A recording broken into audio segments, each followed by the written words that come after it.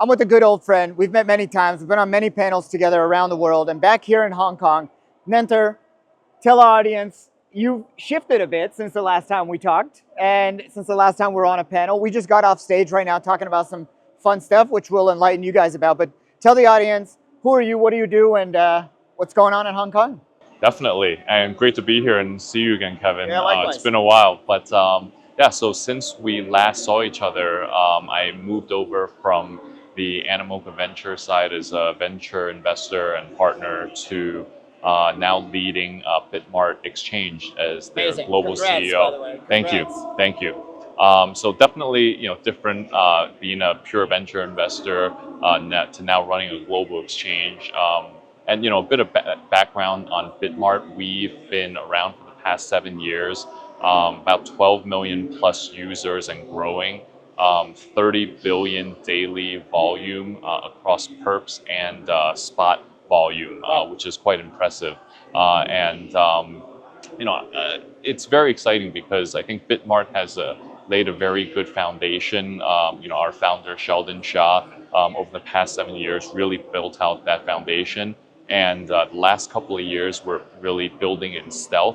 And when I came on board, it was really to help with the international expansion phase.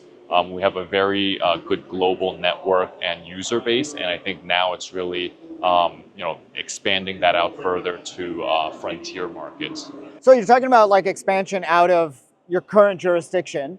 And I'm born and raised in America, lived in Dubai for 10 years, and now I'm living in Asia, the three hotspots of both finance and crypto digital assets of the world.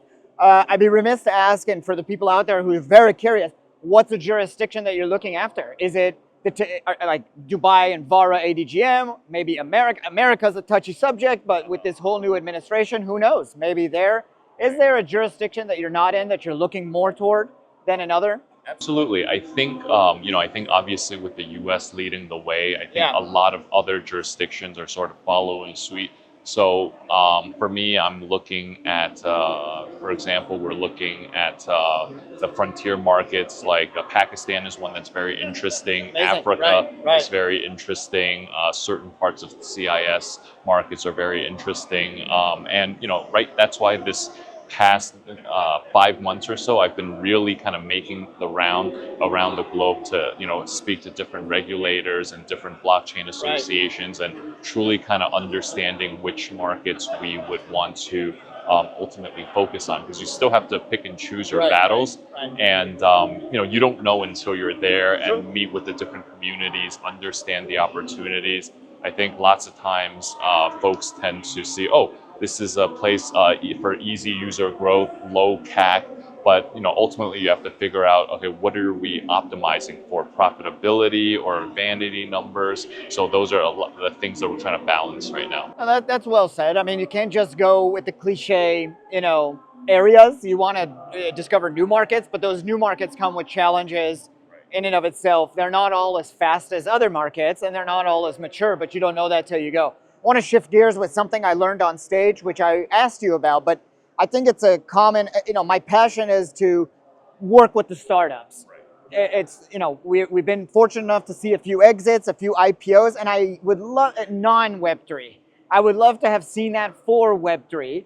And I know they're coming. There's a lot of IPOs that just happened, but those are the big kids table. We still haven't seen many startups go from zero to hero to the IPO stage. I talked about the venture side with you, and I know many exchanges, many funds are working in collaboration to do that venture side, both architecture, funding. Are you guys thinking about that? I know you want to, you talked a little bit about stage on that, but if you're thinking about that, what does that look like now for the person listening who's building that not only wants to work with Bitmart as a listing, which is cliche, but is there any support that they might get? Are they interested in building with you, architecting with you, or getting funding from you? Yeah, absolutely. And, I think I had mentioned prior to the end of this year, we will be restarting the venture investing side for Bitmart. And it won't be limited to just venture investing. I think we'd like to keep it flexible Could be certain OTC rounds to support those that already have tokens. It could be in the Okay. form All of right. liquid as Okay. well. So we want to keep that flexible. I And like that. Okay. historically, Bitmart had an investing arm called Safolio a couple of years back, I think 3, 4 years back. So since then, have not deployed. So how we're going to deploy our balance sheet investments, I think that is still TBD. But but we certainly will be getting involved on the investing side. It's certainly Right. a good way to not only get some skin in the game, but also it's really to support the builder community. And I think it's important to have that element so that Bitmart is truly an active participant, Right. not just on the distribution side when folks are ready to list tokens and such, but really from start to finish, be able to provide that sort of Right. support. And I think ideally if we had an advisory team, that would be great. But we do have a very good research team in place, similar to a lot of other exchanges that can really support Right. on evaluating some of those risks, rewards, etc. So I'm hoping it's still unclear right now, but I'm hoping to provide more support. Awesome. If you want to leave anybody a little note about, just your thoughts, your new role, the venture side, or anything, but maybe something you look forward to in the next calendar year that's happening, a passion of yours that you'd like to see more of or less of, whatever. Give us a final thought of out there listening in the crypto verse or digital asset verse. What excites you? What gets you up in the morning? Yeah. Well, I think right now, I was just that I was telling you earlier, Yeah. I was at a venture capital lunch, and the only thing folks were talking about were DATs. Yeah.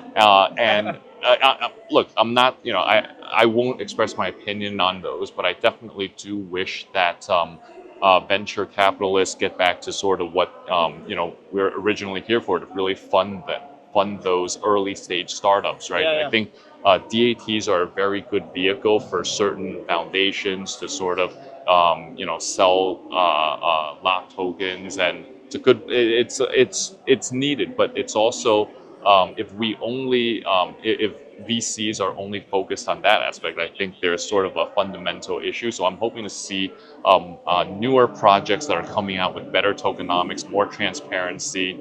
I think the Blockworks folks had created a really good framework Right. for projects to proactively put out information. And so I'm hoping to see more transparency and just better projects and new ideas going forward. Oh, well said. The lock tokens thing was very interesting. Just plugging someone that I spoke to earlier. I just learned about Second Swap. Have you heard of them? Yes. It's like, Kenny. yeah, but how is that not a thing? Right. I've been in this business for 12, 14 years. Like, how is this not a thing? And now it's a thing. I love it. I know. Absolutely love it. But there's room for 10 more, in my opinion. Just like secondary markets of early day stocks and ETFs, like after the Facebook, because those were the most famous secondary shares. Yep. We lost track of like a marketplace for those. So Second Swap, just to plug them in, because you said the lock tokens, no affiliation, by saying just friends of friends, but I thought they were doing excellent work, but you mentioned it there as well. So Yeah. I'd love to see more of those, and maybe we'll see more coming out of your camp from that. Yeah, You know? definitely. Yeah, appreciate your time, brother, and I Thank can't you so wait to much, see you brother. again. Yeah, thank you. See you around.